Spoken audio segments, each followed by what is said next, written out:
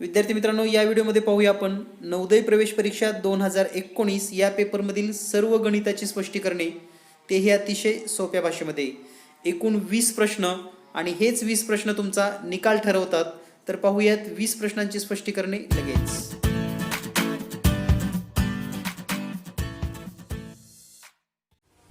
विद्यार्थी मित्रांनो, आजच्या व्हिडिओमध्ये आपण पाहणार आहोत जवाहर नवोदय विद्यालय 2019 मध्ये जो पेपर आलेला होता त्या पेपरमधील सर्व गणितांची स्पष्टीकरणे, तेही अतिशय सोप्या भाषेमध्ये. आपण जर हा प्रश्नसंच खरेदी केला नसेल तर आजच खरेदी करा.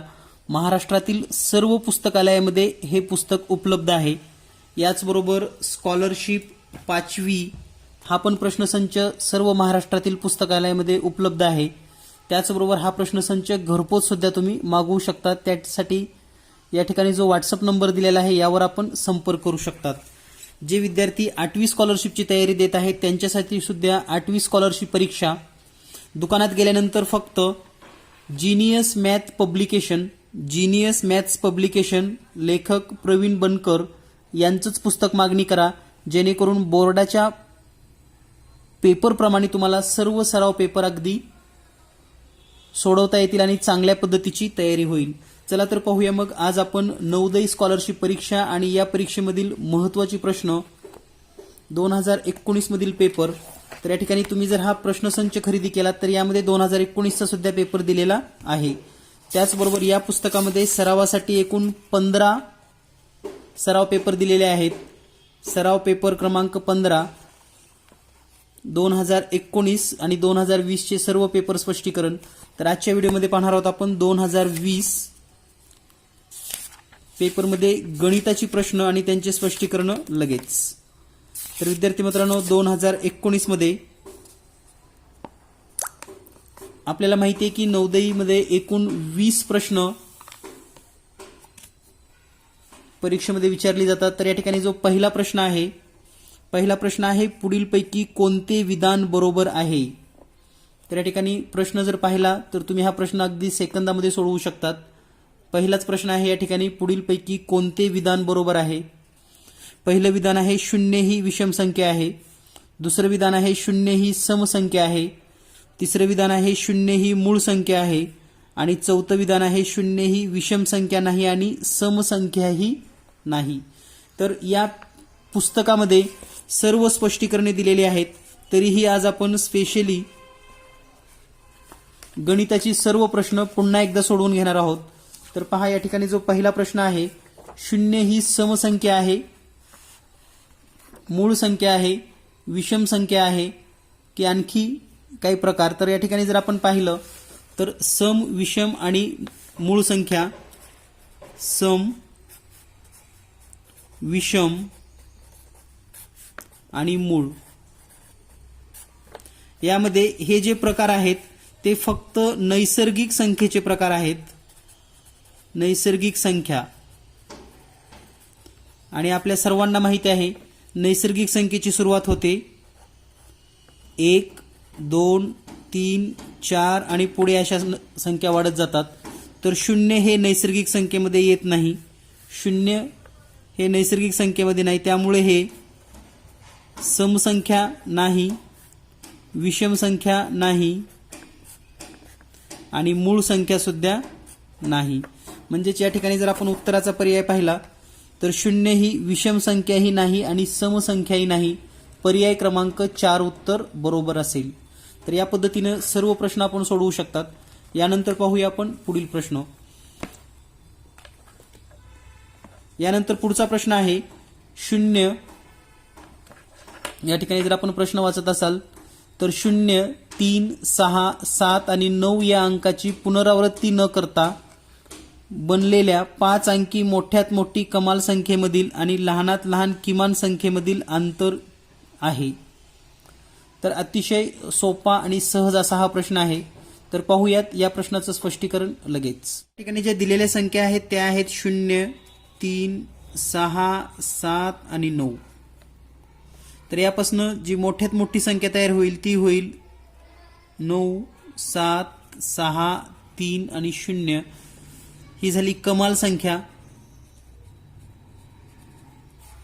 या संख्येपासून जर किमान संख्या तयार करायची असेल तर सर्वात लहान अंक सुरुवातीला येईल, परंतु 0 आपण सुरुवातीला घेऊ शकत नाही, म्हणून या ठिकाणी येणार 3 0 6 7 9 ही आहे किमान संख्या.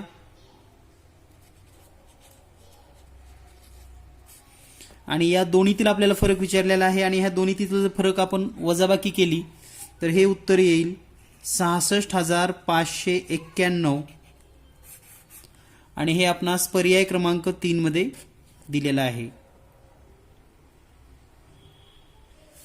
41 प्रश्नाचं उत्तर होतं पर्याय क्रमांक 4. यानंतर पाहूया आपण पुढील प्रश्न. पुढील जो प्रश्न आपल्याला सांगितलेला आहे तो प्रश्न आहे पहा, 5,84,356 या संख्येतील 5च्या स्थानिक मूल्याची बेरीज किती. जर संख्या दिलेली आहे 5,84,356, यामध्ये 5 या ठिकाणी दिसेल तुम्हाला आणि या ठिकाणी या 5ची जर स्थानिक किंमत पाहिली तर ती येईल 50 आणि या ठिकाणच्या 5ची स्थानिक किंमत असेल 5 आणि हे 1 2 3 4 5 शून्य देऊयात, म्हणजे 1 2 3 4 5 शून्य. या दोन्हीची जर बेरीज केली तर आपल्याला उत्तर मिळेल पहा 0 5 0 0 0 5. म्हणजेच या ठिकाणी जर आपण पाहिलं तर पर्याय क्रमांक 4 मध्ये उत्तर मिळेल 5,50,000, पर्याय क्रमांक 4. यानंतर पाहूया आपण पुढील प्रश्न. 3 आणि 5 यांची गुणिते असणाऱ्या पहिल्या 100 नैसर्गिक संख्या किती आहेत. तर 3 आणि 5 गुणित असलेल्या संख्या आपल्याला शोधायच्या आहेत. तर पहा 3 व 5 म्हणजे ज्या संख्या 3 आणि 5च्या गुणित आहेत, तर 3 आणि 5ची पहिली गुणित संख्या आहे 15,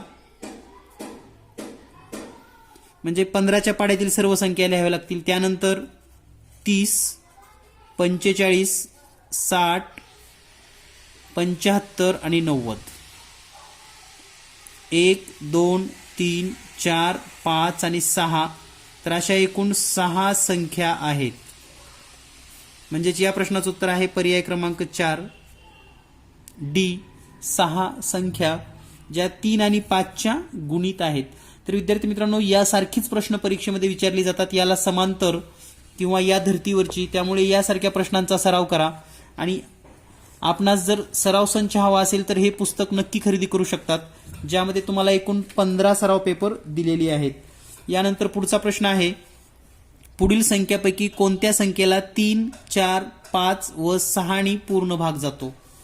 तर पहा, जनरली 3 4 5 6 नी भाग जाणाऱ्या संख्या जर आपण पाहिल्या तर 3 ने भाग जाणारी, 4 ने भाग जाणारी, 5 ने भाग जाणारी आणि 6 ने भाग जाणारी. जर पर्यायाचा विचार केला तर पर्याय पहिला 1 आहे 36, या संख्येला 5 ने भाग जात नाही, म्हणजे हा पर्याय चुकीचा आहे. दुसरा पर्याय आहे 60, या संख्येला 3 ने भाग जातो, 4 ने जातो, 5 ने जातो आणि 6 ने जातो. त्यानंतर इतर पर्याय सुद्धा चेक करत चला. तिसरा पर्याय 80, 80ला 3 ने भाग जात नाही, म्हणजे हा पण चुकीचा पर्याय आहे. आणि चौथा पर्याय आहे 90, 90ला 4 ने भाग जात नाही, म्हणजे हा पण चुकीचा पर्याय आहे. म्हणजे बरोबर पर्याय आहे 60, पर्याय क्रमांक बी. यानंतर पुढील प्रश्न आहे, ऋण 1 ला त्यानेच 100 वेळा गुणल्यास गुणाकार किती येतो. तर पहा, हा प्रश्न सोडवत असताना ऋण 1 वेळेस घेतलं, ऋण 2 ऋण 1 दोनदा जर घेतलं तर याचं उत्तर येतं धन 1. आता हे जर ऋण 1 गुणिले ऋण 1 गुणिले ऋण 1 3 वेळेस जर घेतलं तर याचं उत्तर येतं ऋण 1. आपल्याला या पद्धतीने 100 वेळा घ्यायचं आहे. म्हणजे समसंख्या जर असेल, म्हणजे समवेळा, हे 2 वेळा घेतलेला आहे आणि हे 3 वेळा, म्हणजे विषम वेळा जर असेल तर या ठिकाणी ऋण उत्तर येतं. समवेळा असेल तर धन उत्तर येतं. म्हणजे पहा, -1 गुणिले -1 या पद्धतीने जर आपण 100 वेळा घेतलं म्हणजे हे 100 सम आहे आणि म्हणून याचं उत्तर येतं +1. +1 म्हणजेच या प्रश्नाचं उत्तर आहे पर्याय क्रमांक 1 धन 1. यानंतर पुढील प्रश्न आहे पहा, 15.1/2 15.1/2 वजा कंसामध्ये 12/5 गुणिले 5/8 अधिक 1/1.3/4 या ठिकाणी कंस बंद आहे गुणिले 2. तर हा प्रश्न सोडवत असताना याचं स्पष्टीकरण कसं करायचं हे आपण समजून घेऊयात, कारण प्रत्येक प्रश्न आपण या ठिकाणी सोडवून घेणार आहोत. तर या ठिकाणी प्रश्न सुरुवातीला आपण लिहूयात. तर पहा, जो प्रश्न आहे तो प्रश्न आहे 15.1/2 वजा कंसात 12/5 गुणिले 5/8 अधिक कंसामध्ये 7/1.3/4 कंस बंद गुणिले 2. तर पहा, स्टेप बाय स्टेप आपल्याला सोडवावं लागेल. सर्वात सुरुवातीला आपण याला पूर्णांकयुक्त सुद्धा करून घेऊ शकतो, म्हणजे साध्या पूर्णांकामध्ये 15 दुनी 30 आणि 1 म्हणजे 31/2 वजा कंसामध्ये 12/5 गुणिले 5/8 अधिक हा सुरुवातीला कंस सोडवून घेऊयात. तर या ठिकाणी आहे 7, छेदामध्ये काही नाही म्हणजे 1 असेल, भागिले 4 1 4 आणि हे 3 म्हणजे 7/4 कंस बंद गुणिले 2. यानंतर पुढच्या स्टेपला आहे 31/2 जशाला तसं वजा 12/5 गुणिले 5/8 5 1 5 5 1 5 अधिक या ठिकाणी जर आपण कंसामध्ये पाहिलं तर 7/1 भागाकाराच्या ऐवजी गुणाकार लिहा 4/7 कंस बंद गुणिले 2 7 1 7 7 1 7. या ठिकाणी पुढची स्टेप जर पाहिली आपण तर 31/2 वजा कंसामध्ये या ठिकाणी 12 गुणिले 8 जे आहे या ठिकाणी 4 दोन्ही 8 4 त्रिकोण 12 म्हणजे या ठिकाणी उत्तर येईल 3/2 अधिक हे 4 जशाला तसं राहील गुणिले 2. यानंतर पुढची स्टेप 31/2 वजा या ठिकाणी ही बेरीज करून घेऊयात. 2 दोन्ही 4 आणि हे 3 2 चौक 8 आणि 3 11 म्हणजे हे 11/2 गुणिले 2 राहील. तर या ठिकाणी पुन्हा 2 1 2 कट होईल म्हणजे पुढच्या स्टेपला राहील 31/2 वजा 11. तर हे 2 गुणिले 11 11 दोन्ही 22 म्हणजेच हे 31 वजा 22 छेदामध्ये 2. 31 मधून 22 वजा केल्यानंतर उत्तर येईल 9/2 म्हणजेच या प्रश्नाचं उत्तर येतं 9/2 पर्याय क्रमांक सी. यानंतर पुढील प्रश्न पाहूया आपण. पुढचा प्रश्न आहे अपूर्णांक पद्धतीमध्ये सुलभीकरण केल्यानंतर. तर या ठिकाणी जर पाहिला आपण प्रश्न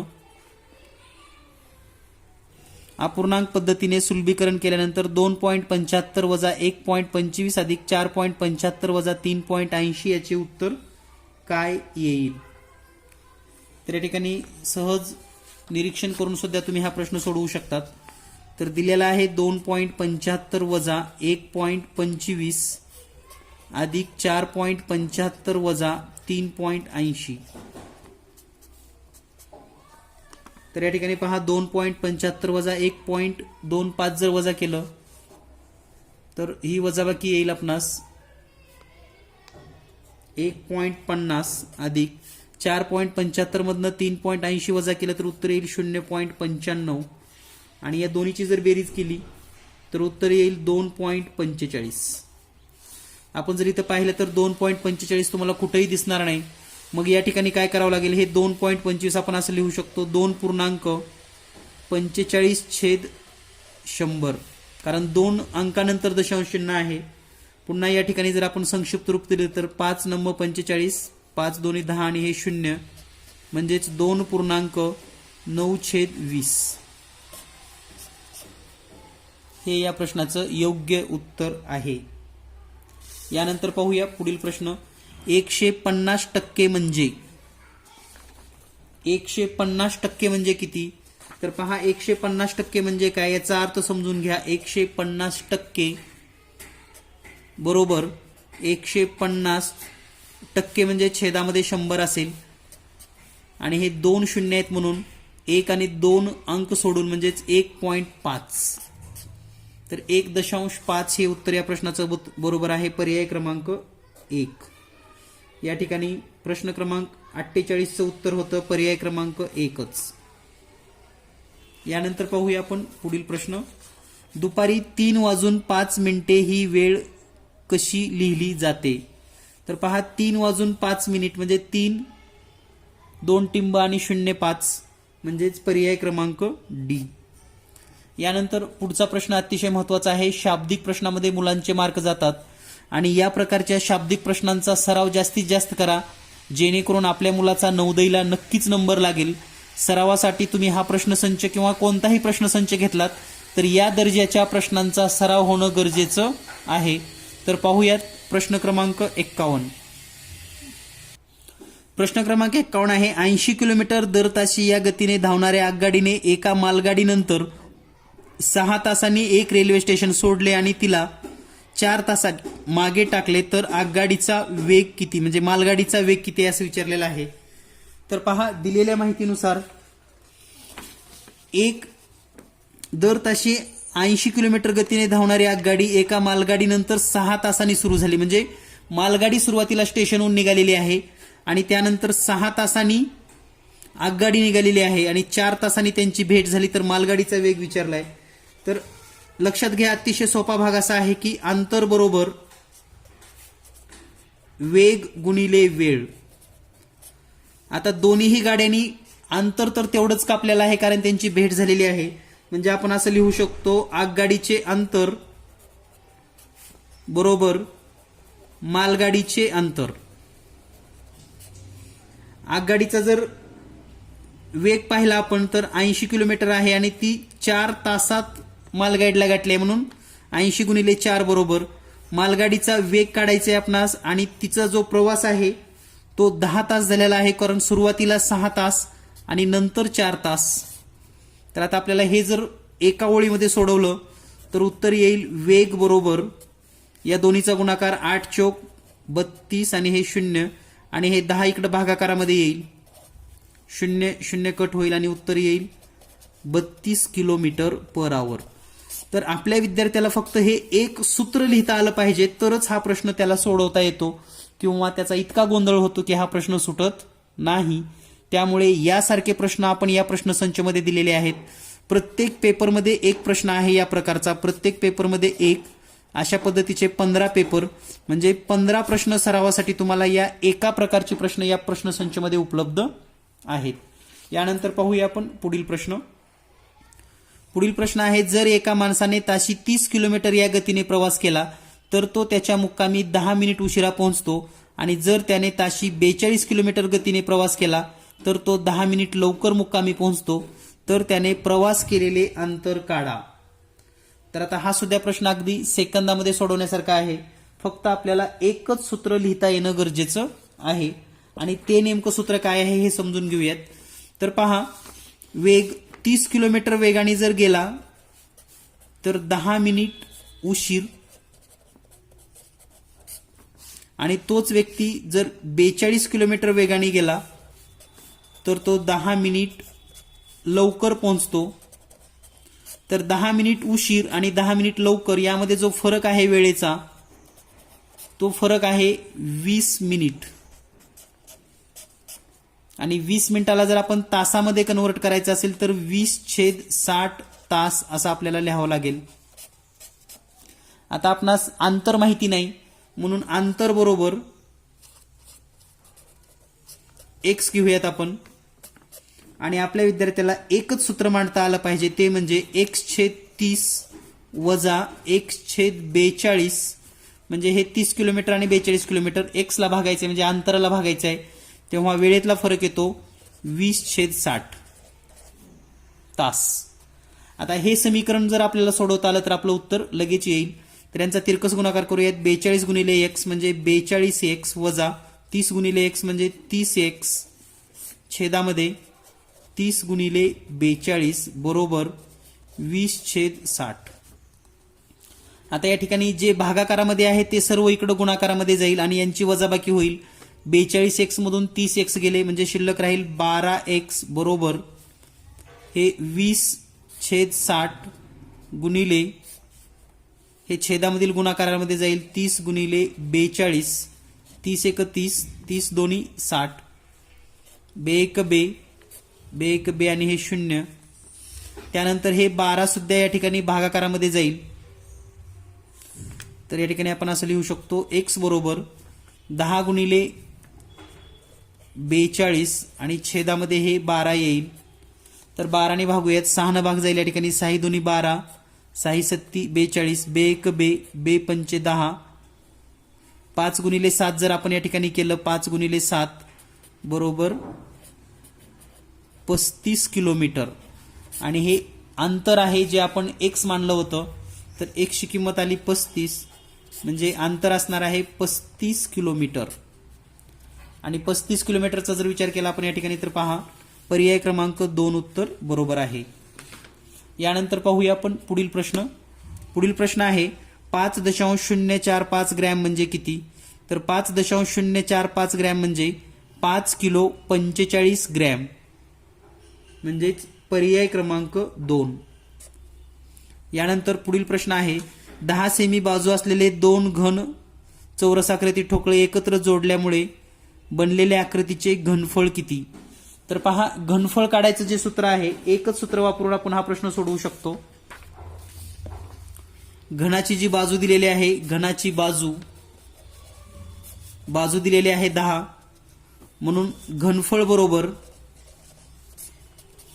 बाजूचा घन म्हणजेच 10चा घन, आणि आपल्या सर्वांना माहिती आहे 10चा घन येतो 1000. असे 2 घन जोडायचे आपणास, 2 घन, एका घनाचा 1000, 2 घनाचे 2000 इतकं उत्तर येईल. पर्यायामध्ये जर पाहिलं तर पहा 2000 सेमी घन, पर्याय क्रमांक बी उत्तर बरोबर आहे. यानंतर पुढील प्रश्न, एका आयताकृती जमिनीची लांबी तिच्या रुंदीच्या दुप्पट आहे. 8 मीटर बाजू असलेल्या चौरसाकृती पोहण्याच्या तलावाने त्या भूभागाचा 1/8 भाग व्यापला आहे, तर भूखंडाची लांबी किती? तर हा सुद्धा प्रश्न अगदी एकच सूत्र आपल्याला लिहायचं आहे, पण ते सूत्र लिहिता आलं पाहिजे विद्यार्थ्यांना व्यवस्थित, म्हणजे लगेच आपल्याला सोडवता येतं. तर एका आयताकृती जमिनीची लांबी तिच्या रुंदीच्या दुप्पट आहे. तर लांबी रुंदीच्या दुप्पट म्हणजे आपण असं लिहू शकतो, रुंदी बरोबर जर x असेल तर लांबी किती असेल त्याच्या दुप्पट म्हणजेच 2x. त्याचबरोबर 8 सेमी बाजू असलेल्या चौरसाकृती पोहण्याच्या तलावाने त्या भूखंडाचा 1/8 भाग, म्हणजे आपल्याला असं लिहिता येतं, तलावाचे क्षेत्रफळ बरोबर 1/8, कारण 1/8 गुणिले भूखंडाचे क्षेत्रफळ. मग तलावाचे क्षेत्रफळ 8 बाजू आहे म्हणून 8 गुणिले 8 बरोबर 1/8 गुणिले भूखंडाचे क्षेत्रफळ म्हणजे लांबी गुणिले रुंदी म्हणजेच x गुणिले 2x. तर या ठिकाणी पहा आता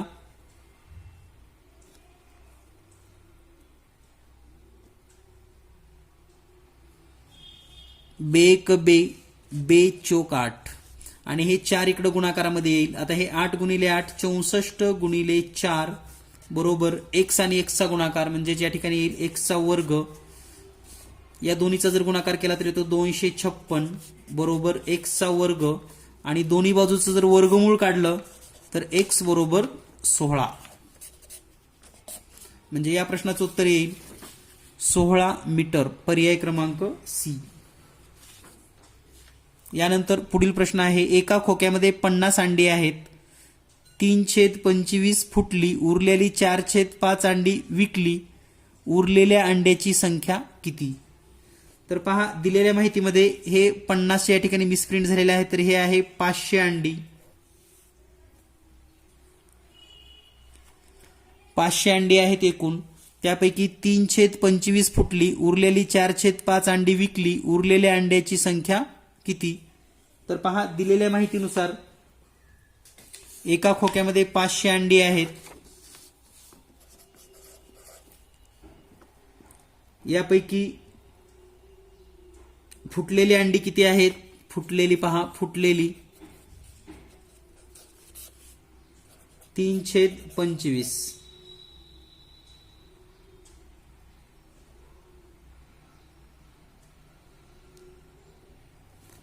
आता 3 छेद जर फुटलेली असतील तर चांगली किती असतील मग? म्हणजे फुटलेली अंडी आहेत 3/25, तर चांगली किती असणार मग? चांगली असणार 22/25. तर आपण चांगली अंडी किती आहेत पाहूया. आता एकूण अंडी चांगली 22/25 गुणिले 500 हे सोडवूयात आपण. 25 एक 25, 25 दोन्ही 50 आणि हे 0, तर 22 दोन्ही 44 आणि हे 0 म्हणजे 440 अंडी हे चांगली आहेत. तर या चांगल्या अंड्यापैकी 4/5 अंडी विकलेली आहेत. म्हणजे विक्री झालेली अंडी किती आहेत पहा. विक्री झालेली 4/5. मग शिल्लक किती असतील? तर हा सहसंबंध जर विद्यार्थ्याला लावता आला तर लगेच हा प्रश्न सुटतो. 1/5 म्हणजे शिल्लक अंडी आहेत 1/5, विकलेले आहेत 4/5. आता आपल्याला शिल्लक काढायची असतील तर शिल्लक अंडी बरोबर हे 440 गुणिले 1/5 हे आपल्याला सोडवावं लागेल. तर या ठिकाणी हे जर आपण सोडवलं तर 5 एक 5, 45, 4 उरले 45, म्हणजे याचं उत्तर येईल 88. 88 अंडी शिल्लक आहेत. पर्याय जर पाहिला तर पर्याय क्रमांक 2. यानंतर पुढील प्रश्न. 12 मीटर गुणिले 10 मीटर सभागृहाला मडवण्यासाठी 10 सेमी गुणिले 8 सेमीच्या किती आयताकार फडशी लागतील? तर दिलेल्या माहितीनुसार सभागृहाला जी फडशी करायची आहे त्याच्या लांबी आहेत 12 मीटर. हे जर आपण सेंटीमीटरमध्ये केलं तर 1200 सेंटीमीटर होतील. आणि लांबी आहे 10 मीटर. हे सेंटीमीटरमध्ये लिहिले तर 1000 सेमी या पद्धतीने असेल. आता आपल्याला एकूण फडशी जर काढायची असतील, एकूण फडशी, तर सभागृहाचं क्षेत्रफळ म्हणजे हे 1200 गुणिले 1000 आणि छेदामध्ये जी फडशीची लांबी रुंदी आहे 8 सेमी आणि 10 सेमी, 10 गुणिले 8, तर हे आपण भागाकार करूयात, 0 0 कटूयात. 8 एक 8, 8 एक 8, 4 उरले 8 45, म्हणजे 15 गुणिले 1000